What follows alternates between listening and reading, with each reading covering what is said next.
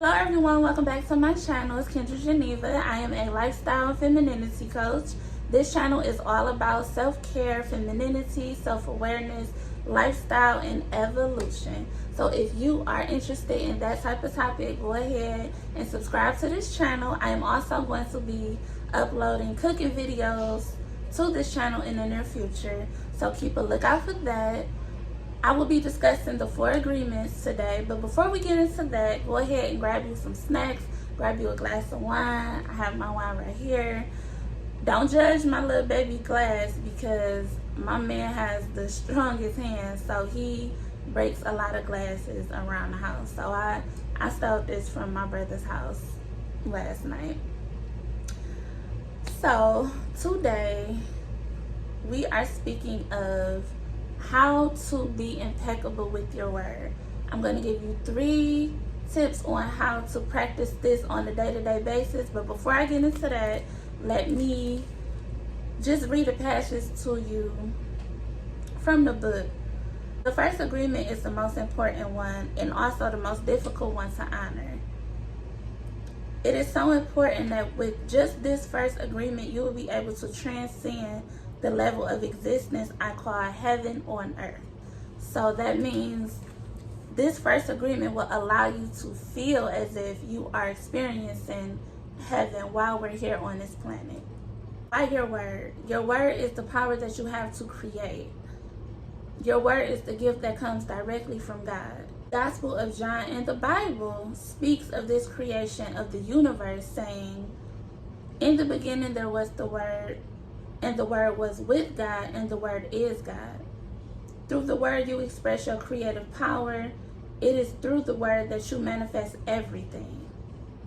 Regardless of what language you speak, your intent manifests through the Word. What you dream, what you feel, what you really are will be manifested through your word. The power of your word. You always want to be impeccable with the words that you are speaking on a day-to-day basis. Tip number 1. If it is not important, please do not speak it. And I hear a lot of people say, if you don't have anything nice to say, don't say it at all. I personally do not agree with that. If it's important, you need to speak it. And it's not going to always be nice. It's not going to always be accepted. You are not going to always feel welcome to the words that you are speaking. But if it's not important, it has to be important. Sometimes it might not be nice.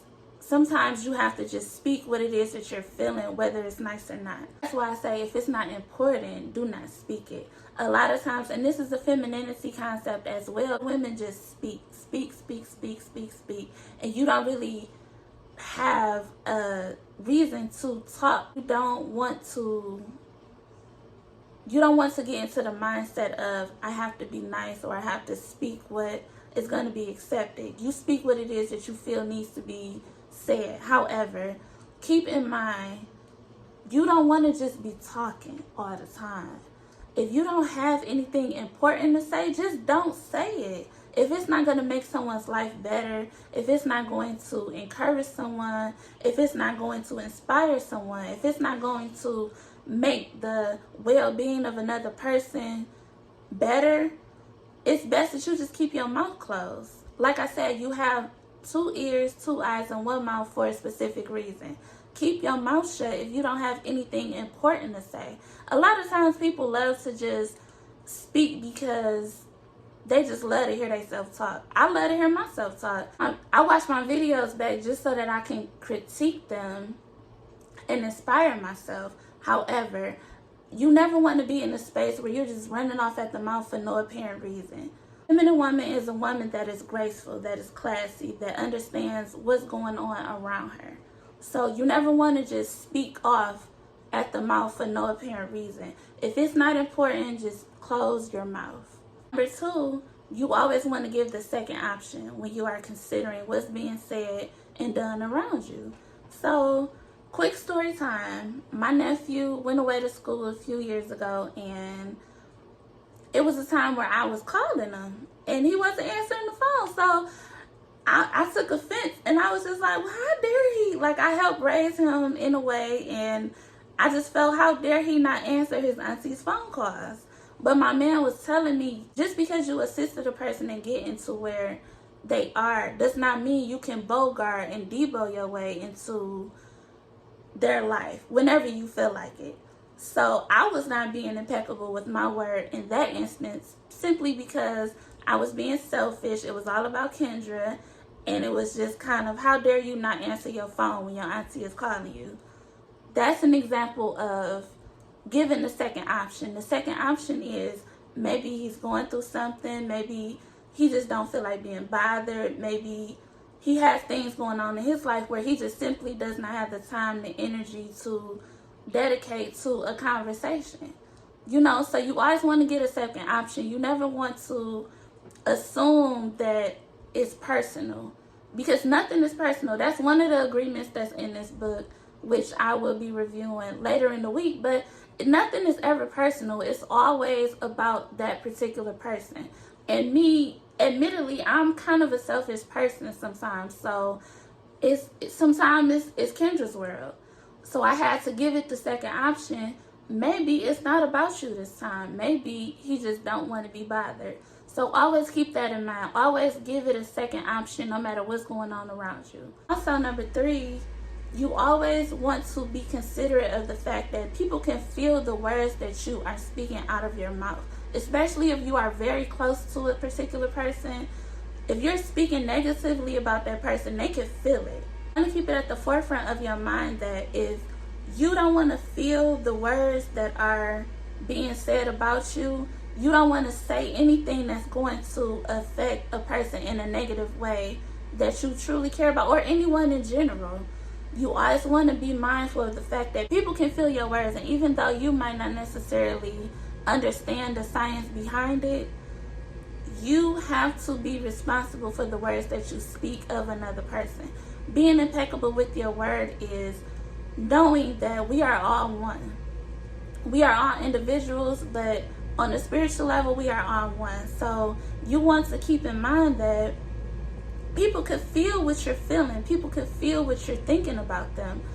Don't speak things that are not conducive to the well-being of another individual, because you're just bringing it back to yourself.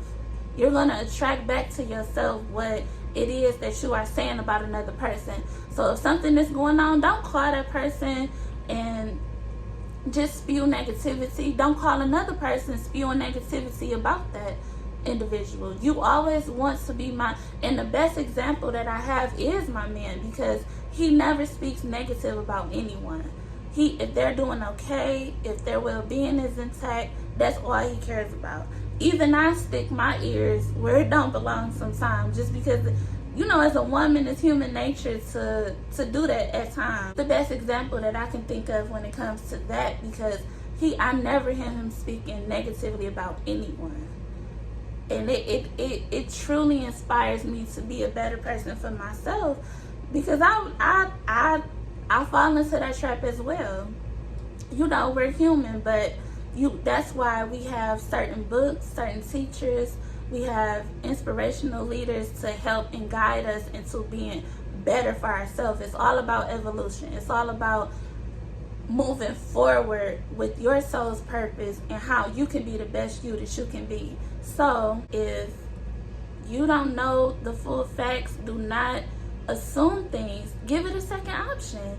And then also understand that everyone could feel what you are thinking and saying about them. So be impeccable with the things that you speak about another human being. We are all on this planet together.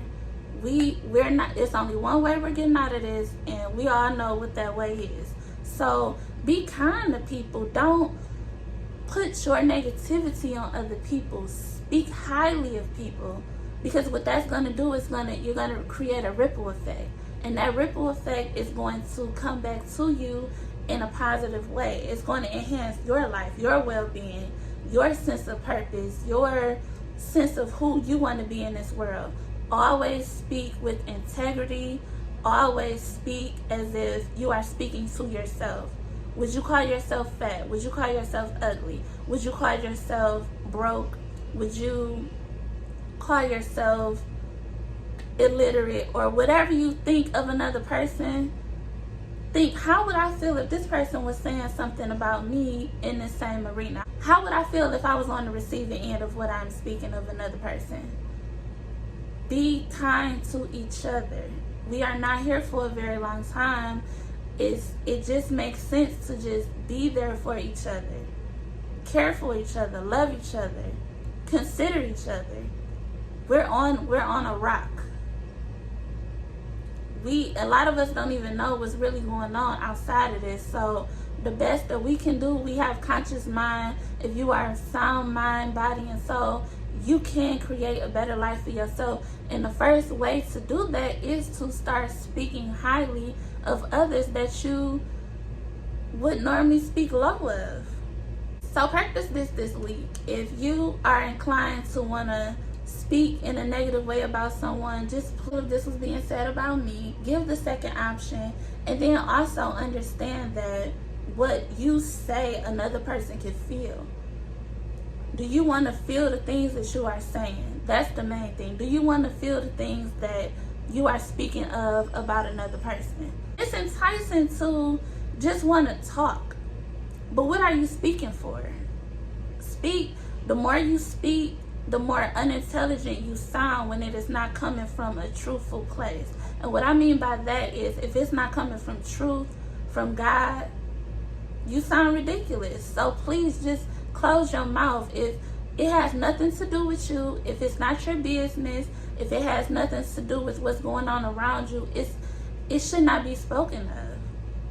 You know, you could think it all day, but don't speak things that's gonna bring another person down. What is the point of that?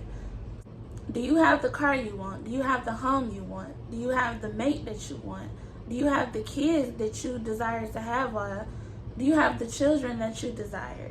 Do you have the career that you desire? If none of that is intact, then you have no room to speak negatively of another person. And even when all that stuff is intact, you still have no room to speak negatively of another person, because why do you care? You have to really sit with yourself and think, why do I care that this person is going through turmoil right now? Why do I care that their car broke down? Why do I care that they're being evicted from their apartment or their house? Or why do I care that their relationship is in turmoil? Why do you care? You have to understand, it's all about you. No matter what you put out in the world, please understand, it says nothing about the other person. It says everything about you. So be impeccable with the things that you speak on a day-to-day basis. Uplift people, inspire people, motivate people, be there for people as best as you can. So I hope everyone enjoyed this video. I hope y'all are having an amazing Sunday evening. Today is daylight saving time, so we have more sunlight. Sunlight equals less depression because we need our vitamin D. So if you got to this point, you can get to the next point. So I love y'all, from my soul to yours. Enjoy your night.